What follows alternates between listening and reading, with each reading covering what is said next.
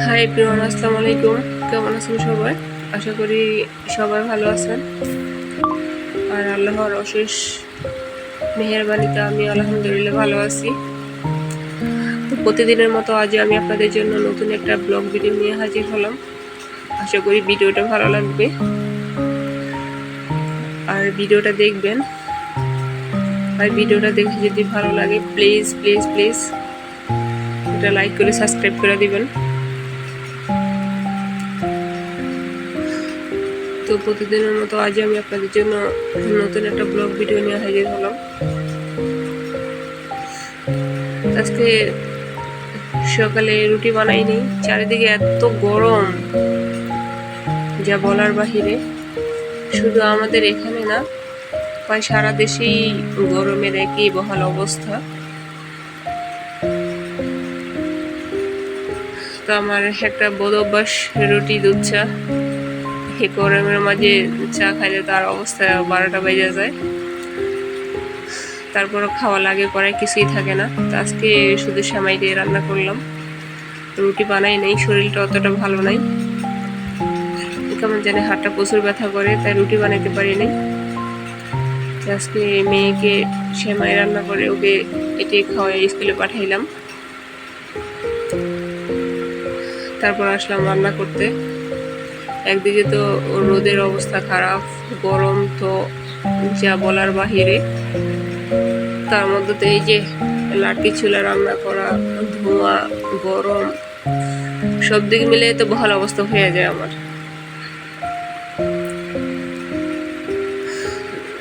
পরে আসলাম রান্না বসাইতে, মেয়েকে স্কুলে পাঠাইয়া ঘরে বিছানা চাদর টাদর ছিল ওগুলা ওয়াশ কইরা তারপর আসলাম রান্না করতে। আজকে আমি সিম আলু আর মাছ রান্না করব।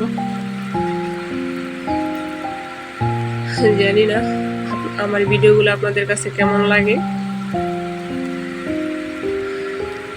হয়তো বা কারো কাছে ভালো, আবার কারো কাছে খারাপ।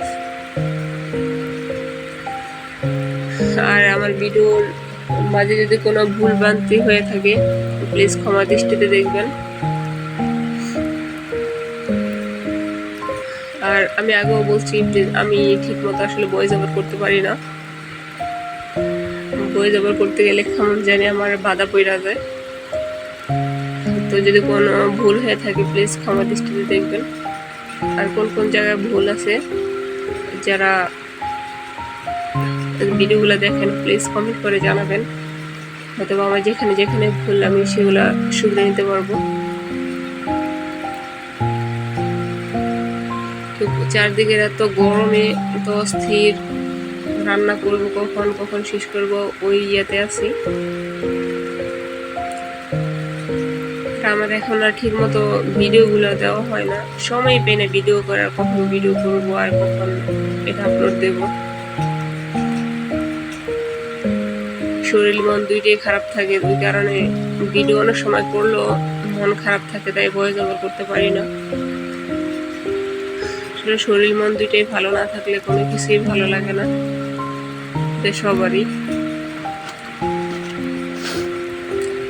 তো আমি তরকারিটা বসাইয়া নিলাম, তারপর আমি মাছগুলো দিয়ে দিলাম। আগে আমি মাছগুলো একটু ভাজা নিচ্ছি।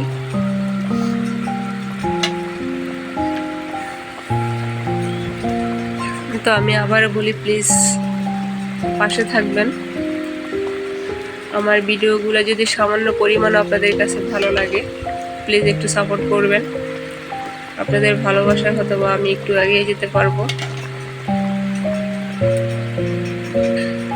এই তো আমার তরকারিটা রান্না শেষ, তারপর শুধু ভাতটা বসিয়ে দেব। আর পাকঘরে তো কেমন জানি এই ক্যামেরাটা ধোঁয়ায় একটু মানে ক্লিয়ার আসে না, একটু খোলা খোলা আসে। প্লিজ কেউ বাজে কমেন্ট করবেন না, খারাপ হইলে ওইটা একটু ভালো দৃষ্টিতে দেখবেন, কারণ করার কিছুই নেই। পাকঘরে আসলে চারদিকে একদিকে দেখা যায় বাতাস, অন্যদিকে ধোঁয়া, সব দিক মিলে একটু ঘোলা ঘোলা আসে। আসলে বাস্তবে এমন না, ক্যামেরাতে কেমন জানি ধোয়ার গতিকে সবকিছু ঘোলা ঘোলা আসে, ক্যামেরাতে তেমন একটা ভালো আসে না। কিন্তু মোটামুটি আমার তরকারিটা রান্না শেষ। তারপর আমি ভাতটা বসিয়ে দেব। তারপর আসলাম ওই যে আমার ভাবির কাছে, সে আম পাড়তেছে, গাছ ঝাঁকা দিয়ে আম পাড়তেছে, পাকা আম।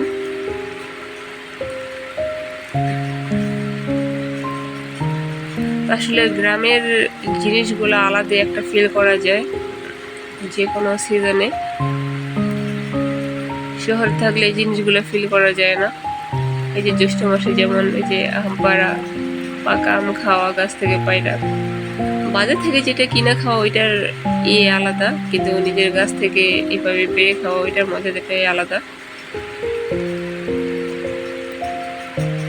তা আমরা এই যে সবাই মিলে আম পাড়া খেতেছি।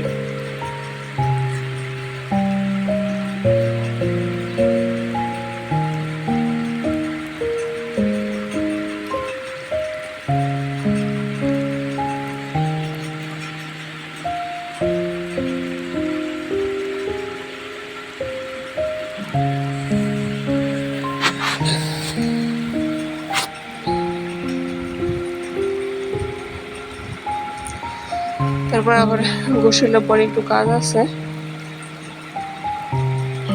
যে আমার একটা পেটিকোট সেলাই আছে, ওইটা সেলাই করতে বসলাম। আগে কাইটা নিলাম, এখন পেটিকোটটা সেলাই করতেছি।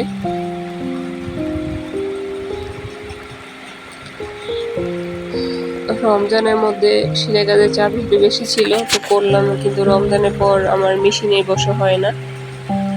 আর কাজ করতে করতে একটা হয়, আবার যখন থাইমা যায় তখন কেমন যেন একটা আলসে লাগে, তখন আর কাজ করতে ইচ্ছে করে না। তো আজকে ভাবলাম যতই আলসেমি লাগুক না কেন, আজকে মেশিনে বসতেই হইব, কারণ অনেকগুলো কাজ আছে, ওগুলো কমপ্লিট করতে হইব মেয়েদের আমার।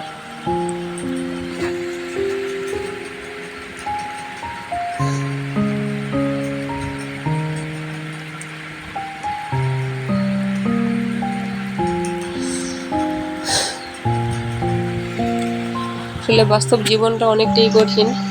মানুষ বাইরে থেকে যতই মানুষের ভালো দিকটা দেখে বা দেখে যে ভালো আছে ওই খারাপ আছে, নদীর এই পার থেকে দেখে যে ওই পারে মানুষগুলো অনেক ভালো, আর ওই পারে মানুষগুলো দেখে এই পারে মানুষগুলো অনেক ভালো আছে। কিন্তু মানুষের বাস্তব জীবনটা অনেকটাই কঠিন, সেটা আসলে সবাই জানে। যার যার ফ্যামিলিগত সমস্যা, যার যার অবস্থান, সবকিছু আসলে ক্যামেরার সামনে উপস্থাপন করা যায় না, এটাই হলো সমস্যা। অনেকে আছে যে সমস্যাগুলো সব পাবলিক প্লেসে বলতে পারে, কিন্তু অনেকে পারে না, এটাই হলো মেন সমস্যা। যতই কষ্ট হোক না কেন, ওগুলো নিজের মধ্যে চাইপেই থাকতে হয়। আসলে ওই মানুষগুলোই বেশি কষ্ট থাকে, যারা নিজের কষ্টগুলো কারো কাছে প্রকাশ করতে পারে না। নিজের কষ্টগুলো নিজে প্রতিনিয়ত নিজের মাঝে চাপা রাখতে হয়। কিন্তু তারপর নিজের পেটিকোটটা সেলাই শেষ, এখন আসলাম ছোট মেয়ের জন্য একটা ফ্রক সেলাই করবো, ওইটা।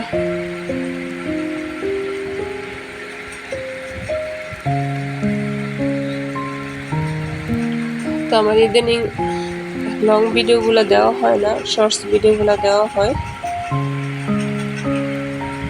তো আপনারা আমার ভিডিওগুলো যদি ভালো লাগে প্লিজ একটু সাপোর্ট করে আসেন। এই প্ল্যাটফর্মে আসলে কেউ যদি কাউকে সাপোর্ট না করে, কেউ সামনের দিকে আগিয়ে যেতে পারে না। সবাই সবার পাশে থাকলেই সবার সামনের দিকে আগিয়ে যেতে পারে, এটাই হলো মূল কথা।